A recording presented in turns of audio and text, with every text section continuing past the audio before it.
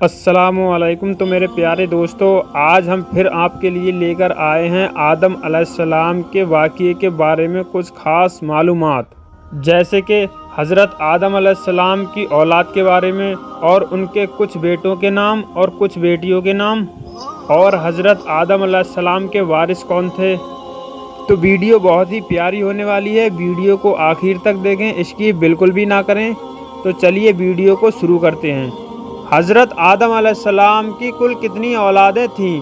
ابن اسحاق رضی اللہ عنہ سے روایت ہے کہ آدم علیہ السلام کی کل اولاد 40 تھی، جو 20 حمل سے پیدا ہوئی تھیں۔ اس میں سے کچھ کے نام ہم تک پہنچے اور کچھ کے نہیں۔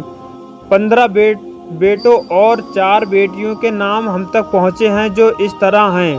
بیٹوں کے نام: کامل، حامل، سیس، آباد، بالغ، اشانی، توبہ، بنان، سبوبہ، حیان، جراویس، حجر، یہود، سندل، باروک۔ اور بیٹیوں کے نام: کلیہا، اکلیمہ، لیوجا، اسوس، خرورتا۔ حضرت آدم علیہ السلام نبی و رسول ہیں، وہ نبی جن پر کتاب نازل کی گئی ہو اور نئی شریعت لے کر آئے ہوں، انہیں رسول کہتے ہیں۔ اللہ رب العزت نے آدم علیہ السلام کو زمین کی سلطنت عطا فرمائی اور انہیں نبوت سے نوازا، اور انہیں ان کی اولاد کی ہی طرف رسول بنا کر بھیجا۔ ان پر 21 صحیفیں نازل ہوئیں، جنہیں آپ نے اپنے رسم الخط میں لکھا۔ انہیں جبرائیل علیہ السلام نے لکھنا سکھایا۔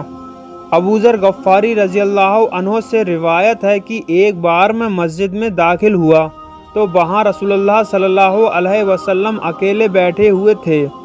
میں بھی آپ کے قریب بیٹھ گیا۔ آپ نے فرمایا، اے ابو ذر، مسجد کے لیے بھی سلام ہے، یعنی اس کا سلام تحیۃ المسجد کی 2 رکعتیں ہیں، لہٰذا تم کھڑے ہو کر 2 رکعت نماز ادا کرو۔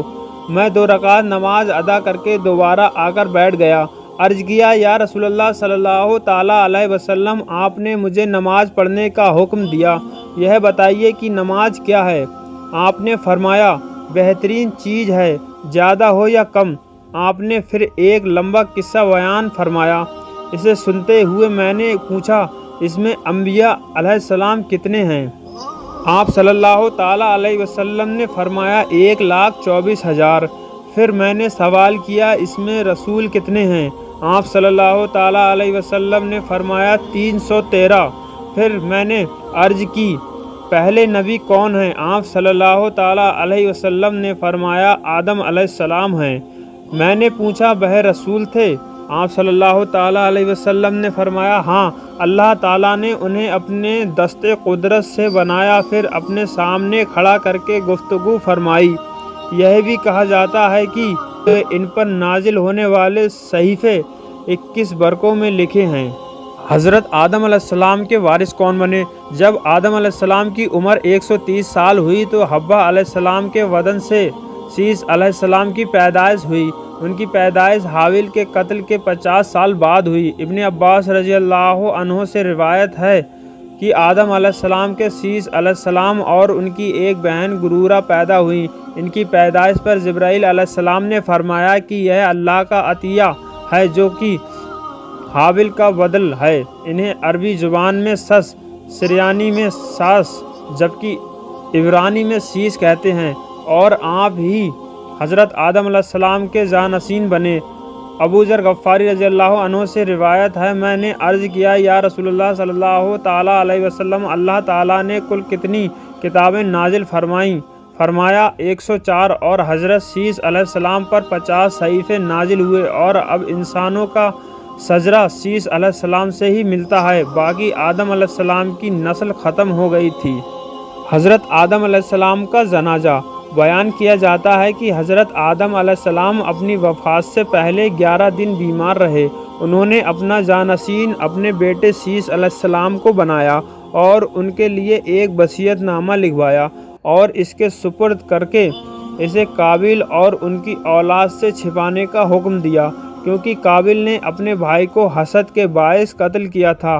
اس وجہ سے سیس علیہ السلام اور ان کی اولاد نے جو علم انہیں دیا گیا تھا، ان کو قابیل اور ان کی اولاد سے خفیہ رکھا۔ محمد بن اسحاق رضی اللہ عنہ روایت کرتے ہیں کہ جب آپ کی وفات کا وقت قریب آیا تو آپ نے سیس علیہ السلام کو بلایا، ان سے وعدہ لیا اور دن رات کی گھڑیاں اور وقتوں کا علم سکھایا، اور یہ بھی بتایا کہ ہر گھڑی کوئی نہ کوئی اللہ کی مخلوق اس کی عبادت میں مشغول رہتی ہے، اور فرمایا میرے عزیز بیٹے، ان قریب زمین پر ایک طوفان آئے گا جو 7 سال تک رہے گا۔ پھر وصیت نامہ لکھوایا، اور جب اپنا وصیت نامہ لکھ کر فارغ ہوئے تو آپ کا انتقال ہو گیا۔ اللہ آپ پر اپنی بے شمار رحمتیں نازل فرمائے، آمین۔ آپ کی وفات پر ملائکہ جمع ہوئے اور قبر بنائی۔ اس وقت سیس علیہ السلام اور ان کے بھائی مشارق الفردوس نامی ایک بستی میں رہتے تھے جو زمین پر سب سے پہلی بستی تھی۔ آپ کی وفات پر چاند سورج لگاتار 7 دن اور 7 رات گرہن میں رہے۔ فرشتوں نے آپ کی لکھی ہوئی نصیحت کو جمع کیا اور اسے ایک سیڑھی نما چیز پر رکھ دیا۔ اس کے ساتھ ایک ناقوس بھی تھا جسے آدم علیہ السلام جنت سے لائے تھے کہ اللہ کی یاد سے غافل نہ ہوں۔ اس سلسلے کی ایک حدیث جو ابی بن کعب رضی اللہ عنہ سے مروی ہے، رسول اللہ صلی اللہ علیہ وسلم فرماتے ہیں کہ جب حضرت آدم علیہ السلام کی وفات یعنی کا وقت قریب آیا تو اللہ تعالیٰ نے ان کے لیے جنت کا کفن اور حنوط خوشبودار چیزوں کو ملا کر مردے کے جسم پر ملا جاتا ہے بھیجا۔ حوا علیہ السلام نے جب فرشتوں کو آتے دیکھا تو سمجھ گئیں اور آدم علیہ السلام کی طرف بڑھیں۔ تب آدم علیہ السلام نے فرمایا میرے اور میرے خدا کے بھیجے ہوئے قاصدوں کے بیچ سے ہٹ جاؤ، تم سے تو روزانہ ملاقات ہوتی ہے، بلکہ تمہاری بات سے تو مصیبت پہنچی۔ آپ کی روح قبض ہونے کے بعد فرشتوں نے انہیں پھر لحد بنا کر سپرد خاک کیا اور فرمایا کہ ان کی اولاد میں بھی یہی طریقہ جاری رہے گا۔ ابن عباس رضی اللہ عنہ سے مروی ہے کہ آپ کے انتقال کے بعد سیس علیہ السلام نے جبرائیل امین سے کہا کہ آپ نماز جنازہ پڑھائیے، لیکن حضرت جبرائیل علیہ السلام نے سیس علیہ السلام سے فرمایا کہ آپ آگے بڑھیں۔ سیس علیہ السلام نے اپنے والد کے جنازے کی نماز پڑھائی اور انہوں نے 30 تکبیریں پڑھیں، 5 تو نماز میں ضروری ہیں، باقی آپ کی فضیلت کے باعث۔